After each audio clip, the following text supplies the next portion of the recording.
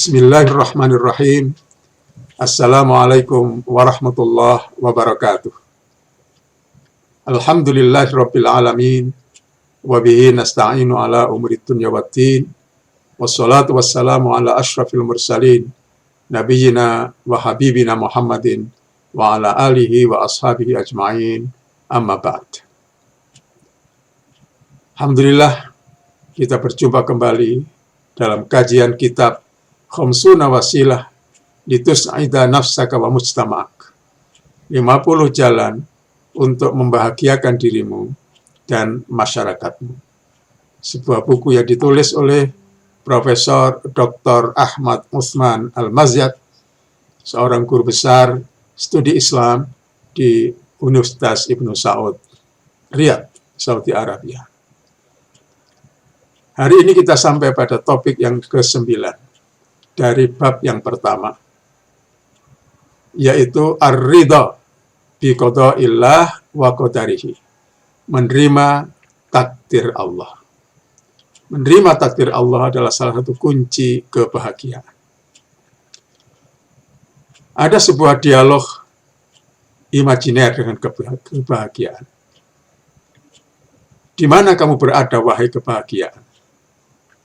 Maka kebahagiaan itu kemudian menjawab, di hati orang-orang yang ridha. Apa makananmu, wahai kebahagiaan? Sama dengan makanan iman mereka. Siapa yang bisa memperolehmu, wahai kebahagiaan? Yaitu orang yang mengetahui bahwa tidak ada yang akan menimpanya kecuali yang sudah ditulis atau ditakdirkan oleh Allah Subhanahu wa ta'ala. Sikap yang demikian itulah yang membuahkan ketentraman.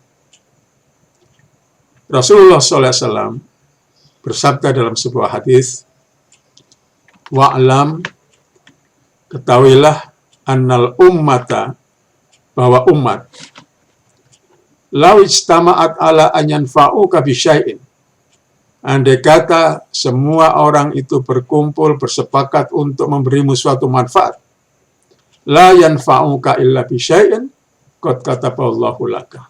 Mereka tidak akan bisa mendatangkan manfaat untukmu kecuali yang sudah ditulis oleh Allah. Walau ijtama'u ala an yadurruka bisyai'in, dan andai kata mereka bersepakat untuk membawa atau mendatangkan suatu madarat untuk dirimu, la yadurruka illa bisyai'in qad kataballahu alaika.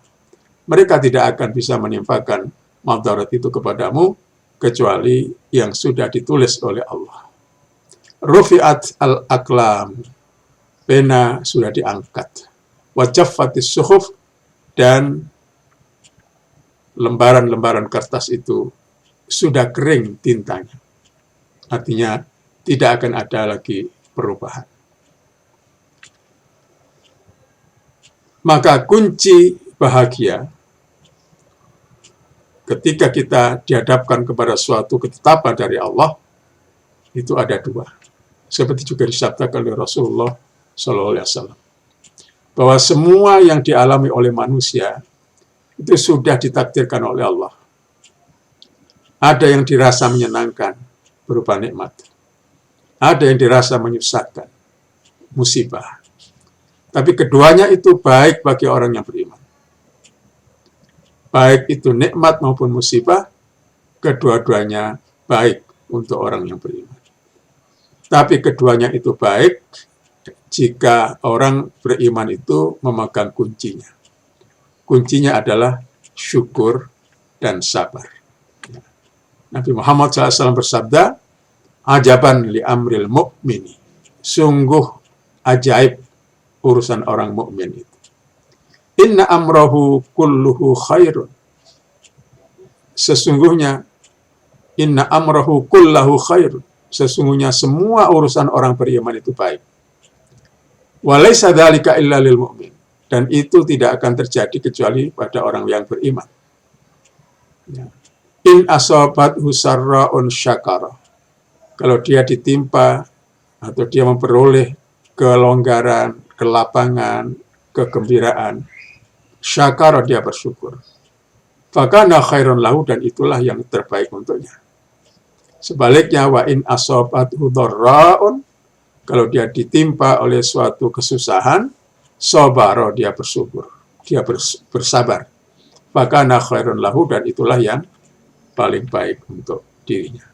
Jadi sabar dan syukur, inilah kunci di dalam menghadapi ketetapan Allah untuk diri kita.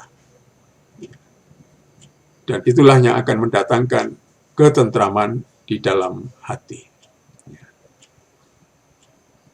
Bagaimana kita bisa ridho menerima musibah? Ya. Yang pertama, kembalikan segalanya kepada Allah Subhanahu wa Ta'ala. Semua yang kita alami itu tidak lepas dari kehendak Allah. Jadi ketika kita menerima musibah, kita kembalikan kepada Allah dengan ucapan inna lillah wa inna ilaihi raji'un. Bukan sekedar ucapan, tapi harus kita hayati maknanya. Yang kedua, bandingkan antara kesusahan yang Anda alami dengan kesenangan yang sudah Anda nikmati. Kalau kita jujur, maka kita akan menemukan bahwa kesusahan yang kita hadapi, yang kita alami itu sedikit dibandingkan dengan kenikmatan, kesenangan yang sudah kita nikmati sebelumnya. Yang ketiga, coba bandingkan antara musibah yang menimpa Anda dan musibah lebih berat yang menimpa orang lain. Kalau kita mau jujur dan mau betul melihat kenyataan di sekitar kita, kita akan menemukan bahwa musibah yang kita alami itu belum seberat yang dialami oleh orang lain. Artinya ada orang lain yang mengalami musibah yang lebih berat dari yang kita alami. Maka dengan demikian, kita menjadi tenang, tidak panik, karena apa yang kita alami ini belum seberat yang dialami oleh orang lain. Yang keempat, lihatlah orang lain yang problemnya jauh lebih besar, jauh lebih berat daripada problem yang Anda hadapi. Setiap orang pasti punya problem. Kalau dia hanya fokus pada problemnya, maka mungkin dia akan merasakan suatu kesusahan. Dia akan merasa berat menghadapinya. Tapi ketika melihat orang lain, problem yang dialami oleh orang lain, dan menemukan bahwa ternyata ada temannya, saudaranya, tetangganya, atau siapapun, yang problemnya ternyata lebih berat dari dirinya, maka dia menjadi tenang. Kiat berikutnya adalah, jangan fokus pada kesulitan yang Anda hadapi, tapi fokuslah kepada kemungkinan solusi yang sangat banyak terbentang di hadapan Anda. Kalau kita fokus pada problem, pada kesulitan, mungkin tidak terbayang solusi. Tapi kalau problem itu kita endapkan, dan kemudian kita mengembangkan pikiran kita, usaha kita untuk mencari solusi, maka ternyata Allah membukakan di depan kita banyak sekali jalan, banyak sekali makhraj, jalan keluar. Kemudian yang terakhir, ingatlah bahwa jika Anda sikapi musibah dengan ridha, sebagian dosa Anda akan diampuni oleh Allah Subhanahu wa Ta'ala. Maka ada orang yang bersyukur ketika dia diberi sakit. Ketika ditanya, mengapa Anda bersyukur? Karena dengan sakit ini, sebagian dari dosa saya akan diampuni oleh Allah Subhanahu wa Ta'ala. Jadi ini ada beberapa kiat menata hati kita supaya kita tetap bersyukur dan tetap berpikir positif, untuk dapat mencari solusi-solusi dari kesulitan yang kita hadapi. Yang tidak kalah pentingnya adalah kita berhusnudzon kepada Allah. Percayalah bahwa musibah bisa merupakan ujian kenaikan tingkat Anda. Kalau kita lulus, berarti kita akan mengalami peningkatan entah itu peningkatan dalam keimanan, atau mungkin juga peningkatan yang berkaitan dengan masalah-masalah dunia. Yang kedua, ada juga kemungkinan bahwa dengan memberikan musibah, Allah berkehendak agar Anda menengadahkan tangan dan lebih mendekat lagi kepadanya. Kalau tidak ada musibah, mungkin orang cenderung lupa. Kalau sudah lupa, cenderung menjauh. Maka dengan adanya musibah, dia ingat Allah dan mendekat kepada Allah dengan berbagai macam amal ibadah dan amal-amal kebaikan yang lain. Lakukanlah introspeksi jika memang ada dosa yang telah Anda lakukan. Maka Anda akan ridho menerima musibah itu sebagai tanda kasih sayang, agar Anda tidak terjerumus terlalu jauh dalam kemaksiatan. Jadi ketika mendapat musibah, kita perlu introspeksi. Jangan-jangan memang ada dosa-dosa yang selama ini kita lakukan dan kita diingatkan oleh Allah. Ini jauh lebih baik dibanding kalau kita dibiarkan oleh Allah tenggelam dalam kemaksiatan. Musibah dengan demikian disikapi dengan sikap yang positif. Kemudian yakinlah bahwa bersama kesulitan itu ada kemudahan. Inna ma'al usri yusra. Inna ma'al usri yusra. Itu janji Allah di dalam firman-firmannya. Ada satu pertanyaan. Ketika kita ditimpa musibah, misalnya ditinggal pergi selamanya oleh keluarga kita, teman dekat kita, atau lainnya. Bolehkah kita bersedih? Bolehkah kita menangis? Di dalam buku ini dikatakan, walaisa min syartir ridha alla yahussal insanu bil alami wal makari. Bal alla yaqtaridu alal hukmi wala ya yuskhitahu. Ya. Untuk ridha itu tidak dipersyaratkan tanpa merasa sakit dan merasa berat. Yang tidak diperbolehkan adalah menolak, membenci, apalagi menyalahkan Allah. Kita sedih, wajar, manusiawi. Menangis juga boleh, ya, dalam batas-batas yang diizinkan oleh Allah. Yang penting hati kita tetap ridho. Jadi, menangis, sedih itu manusiawi. Rasulullah SAW juga ketika putranya Ibrahim meninggal, beliau sempat meneteskan air mata. Ada sahabat yang bertanya, wahai Rasulullah, bukankah Anda mengajarkan kepada kami agar ridho menerima musibah? Mengapa Anda menangis? Rasul menjawab, ini adalah tangisan tanda kasih sayang. Bukan ya, tanda ketidakridhoan terhadap ketentuan Allah. Ini adalah tangisan tanda kasih sayang. Bukaur rahmah. Sedangkan hati tetap menerima dengan ridho dan tidak mengucapkan kata-kata yang tidak dibenarkan oleh Allah Subhanahu wa Ta'ala. Ya.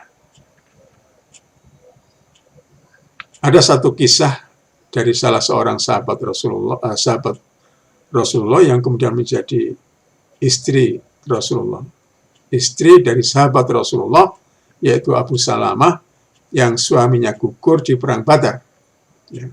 Maka para sahabat bertakziah ke rumah Ummu Salamah dan mengajarkan kepada dia doa. Allahumma ajirni fi maksiyati wa akhlif li khairan minha.